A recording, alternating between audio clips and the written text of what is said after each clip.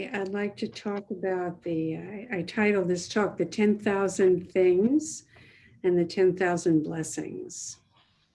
The 10,000 Things and the 10,000 Blessings. So at this moment, we're in the embrace of major blessing. Sangha meeting together, practicing together, this beautiful evening. We're all healthy enough to be upright and gathering. So the third of the four bodhisattva vows is Dharma gates are boundless. I vow to enter them. Recently, somebody asked me, what is a Dharma gate?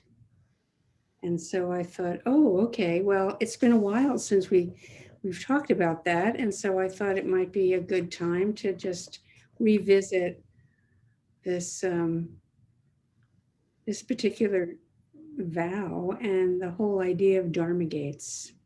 Every moment a Dharma gate. Dharma gates are boundless, without limit, infinite, meaning numberless, without any kind of containment. So what is a Dharma gate? Let's begin with Dharma. What is Dharma? The Dharma is the truth about which the Buddha taught, the reality of our life. There are two ways to look at Dharma. We see it capitalized and we see it not capitalized, and they have slightly different references. So big D Dharma is the teachings of the Buddha. The Dharma that's transmitted, that has been transmitted by many Buddhas and Bodhisattvas who have realized the reality of their own life down through the ages and even currently. And all the teachings that they transmit are marked by three characteristics. The first is anicca, which is impermanence. Everything is impermanent. Everything is impermanent. Non-self, anatta. Even our precious selves are here just temporarily. And it's marked by, all life is marked by dukkha, unsatisfactoriness or suffering. This is big D Dharma. And any teaching that doesn't reflect these three characteristics isn't the Buddha's Dharma. Capital D Dharma refers to all the elements of this conditioned world.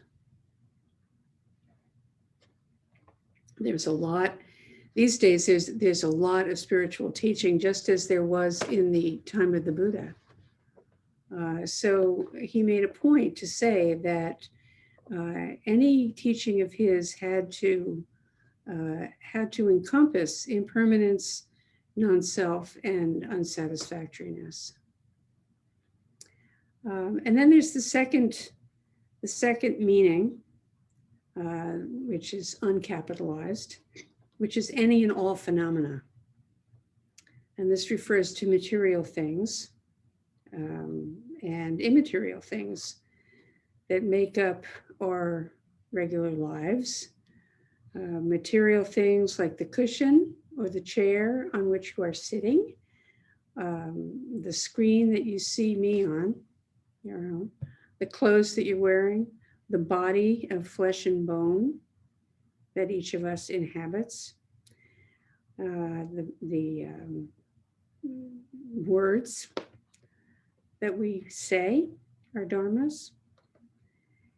And then there are the immaterial dharmas. So those are the material dharmas. The immaterial dharmas are things that have no form, thought, emotion, intention, memory, will, consciousness, fantasy, have no material form, but certainly have consequences. They are consequential in when they arise, they affect what comes next. So these all function interdependently in this conditioned world.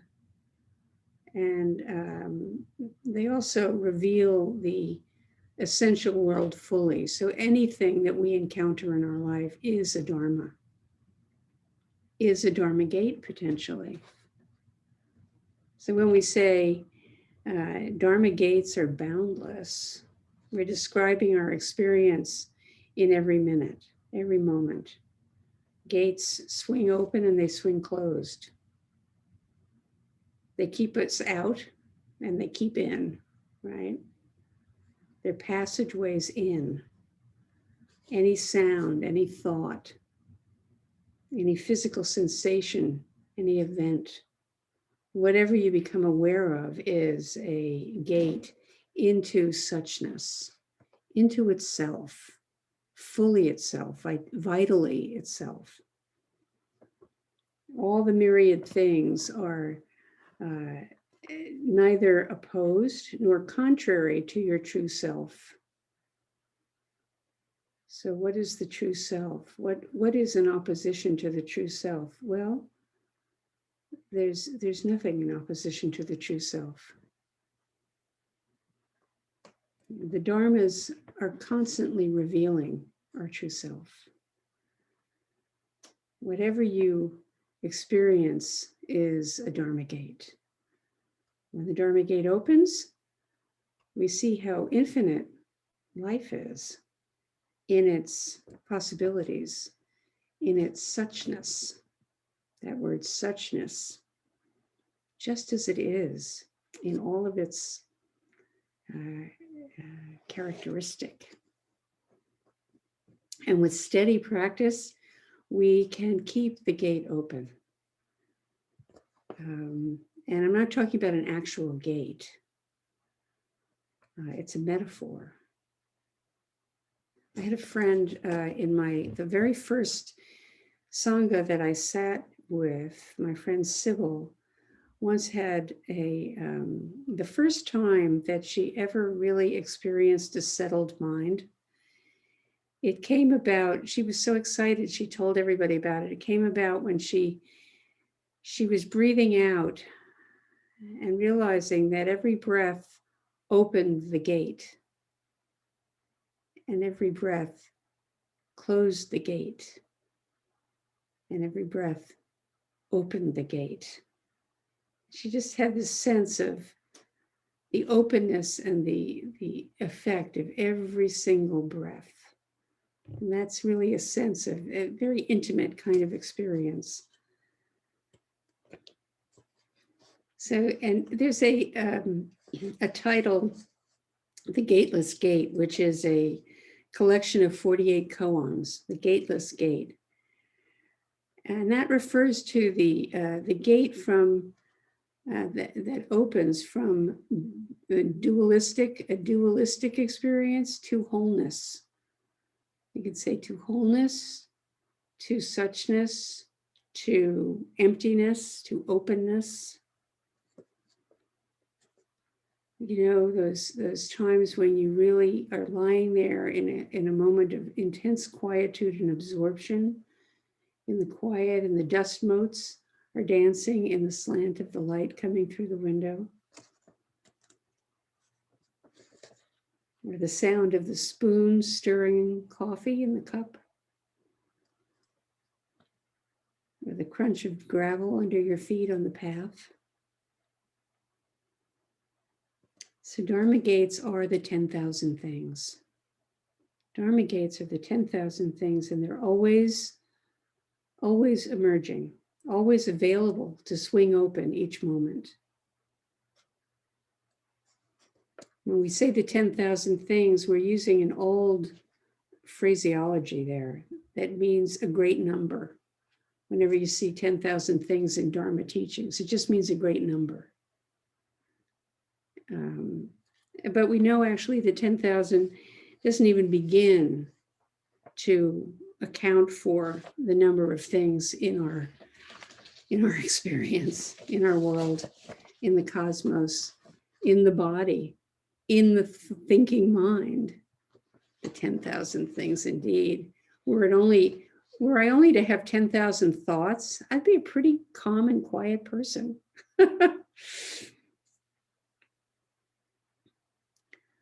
So there are way more mind moments that we experience in a day. When we talk about in the moment, we're talking about a mind moment. Dharma gate after Dharma gate, mind moment after mind moment continually flows. Continually flows. And every once in a while, the mind stops. And there is no motion whatsoever. It's one reason why we really encourage us all in Zazen to be perfectly still. Because then the mind can absorb in stillness. As long as we're moving, the mind is moving.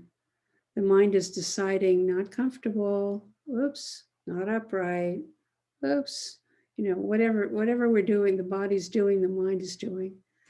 So when we're perfectly still, the mind has a chance to know stillness, to stop. The thorough experience of absence of conditioned mind that's empty all the way through.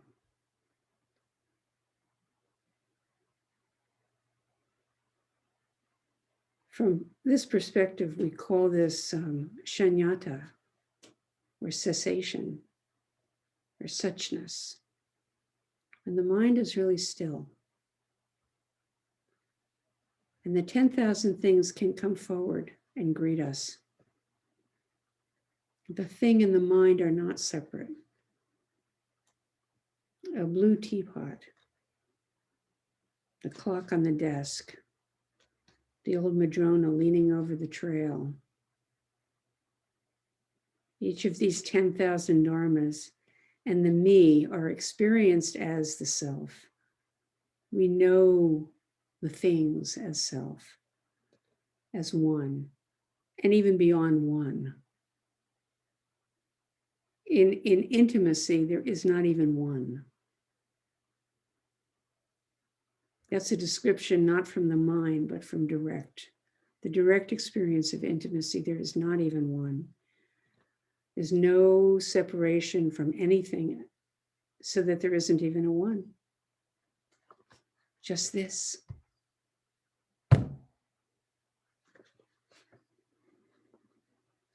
So many of you are familiar with the Genjo Koan of Dogen's that says to study the Buddha way is to study the self. To study the self is to forget the self. Not even one. To forget the self is to be enlightened by the 10,000 things. And to be enlightened by the 10,000 things is to free one's body and mind, and the body and mind of others. Forgetting the self is being free of me. It's being free finally of self-consciousness. When we forget the self, we're free just to be. There's nobody looking on. There's nobody looking on. Awareness melds with the world. And the sense of two drops off. No self-consciousness. This is also wholeheartedness, intimacy, free of the shell of the emotion-laden, conditioned perceptions that shape our motivation and limit our experience to a narrow range of standardized perspectives. We're free. So how does this relate to blessings? What are blessings? Well, how about that which makes us happy is a blessing. Anything that makes us happy is a blessing. I have this really cute clock. And practically any time I look at that clock, it looks back at me. It has this cuteness about it that's just such a blessing. You see, you run the risk of becoming quite a simpleton from this practice, but also really appreciating your life. Doesn't take a lot. Forgetting the self is a supreme blessing. When that self has been for years wrapped up, tied up, bound up in worries, gaining and guarding its territory, its self-esteem, when it's been wrapped up in regrets and sense of lack, insufficiency, isolation, loneliness, forgetting the self leaps beyond and is free. It leaps beyond all of that and is free. We emphasize in Zen practice, you just need one taste as an encouragement to keep going, to keep going. Just one little taste, just a little taste is such a relief. It's such a wonderful discovery. And that taste is so intimate that it's always been right here. You know it. There's nothing you've never experienced before. Without a taste of fundamental realization,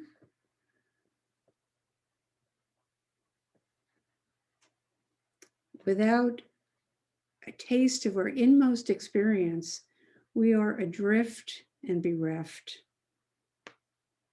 and not yet joyfully alive. Not yet joyfully alive. Or we can't know it as a reliable source. To study the Buddha way is to study the self. Being willing to look closely at our own experience is essential. If we are to free our body and mind and the body and mind of others, we need to be willing to sit in our experience just as it is. And we all know how difficult and challenging that can be sometimes. But it's a supreme blessing and brings tremendous confidence when we know that we are capable of sitting with our mind states, of experiencing and looking into our mind states, of knowing the nature of our experience. And this kind of blessing comes at any moment, in any circumstance, even difficult circumstances. If every mind moment is a Dharma gate, then we are always in a flow of blessings.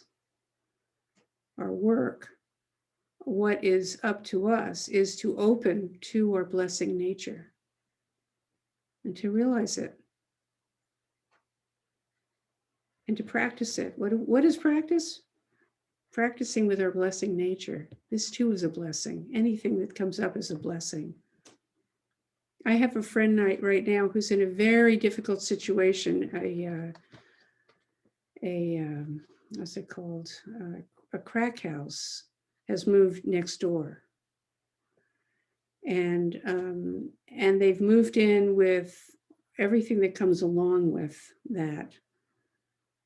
And she is a strong practitioner, and she keeps saying, I don't know how this possibly can be a blessing,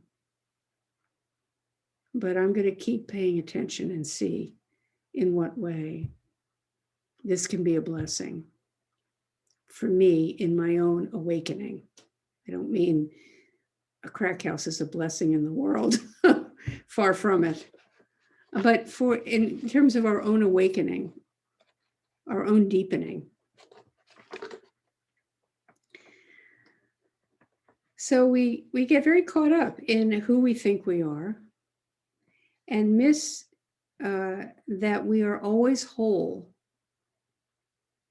We are always whole in a whole world, and the whole world depends on us. That wonderful poem, so much depends on a red wheelbarrow, glazed with rainwater beside the white chickens. I love that poem. I love it.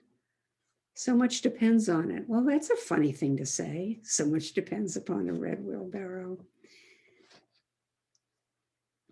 Will I even notice a moment like this?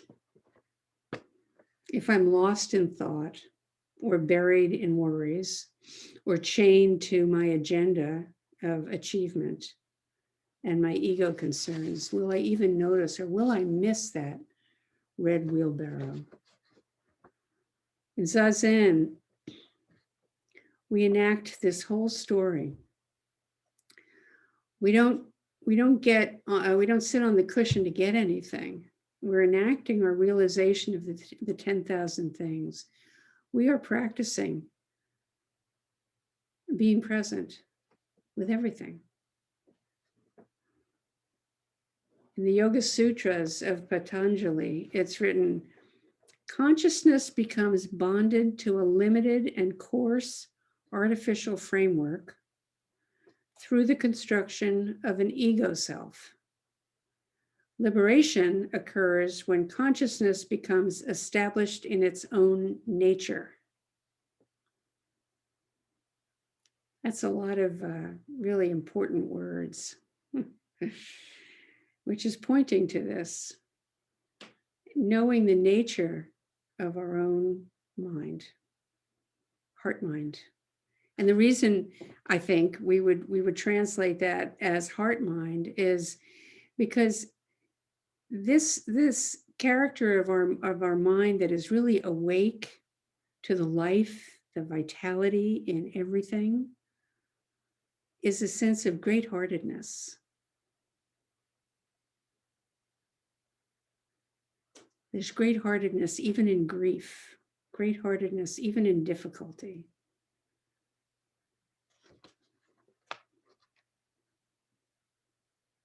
So that's why we say in Zen practice, don't worry about the branches. Just get to the root. Get to the root. Just this moment as is the life that we live. We haven't, when we haven't grasped the root, we remain endlessly entangled in branches and in a thicket of thorns. A thicket of thorns, yes. The branches are our life, as are those bloody thorns. That's also part of our life.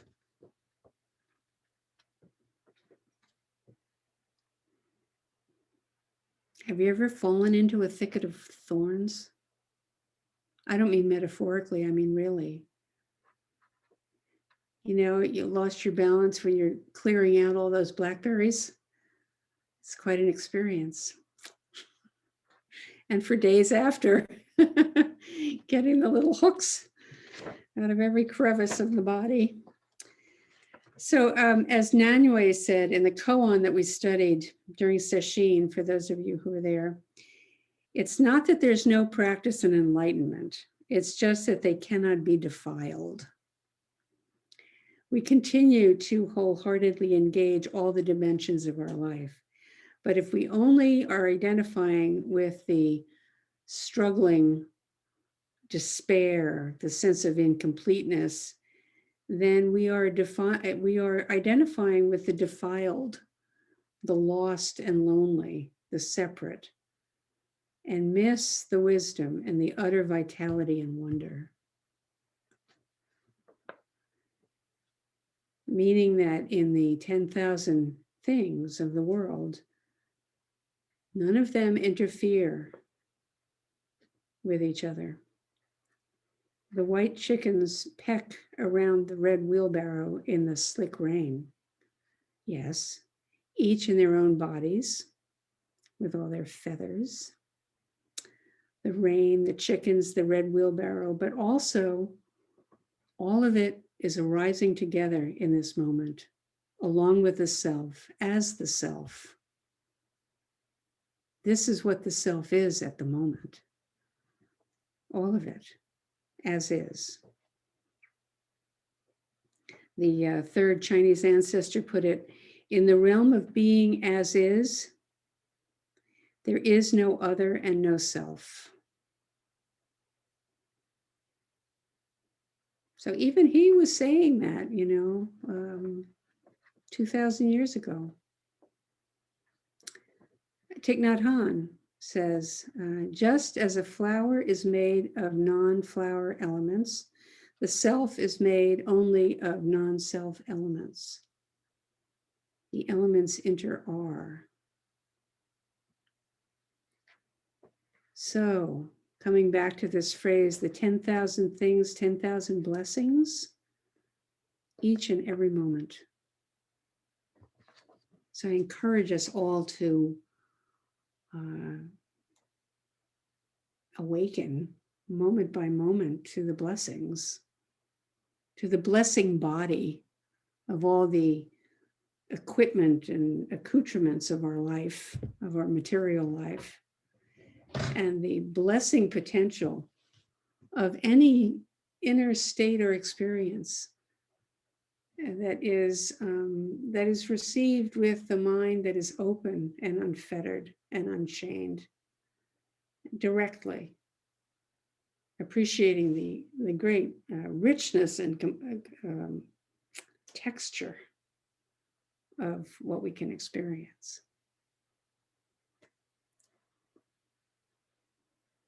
Thank you for listening.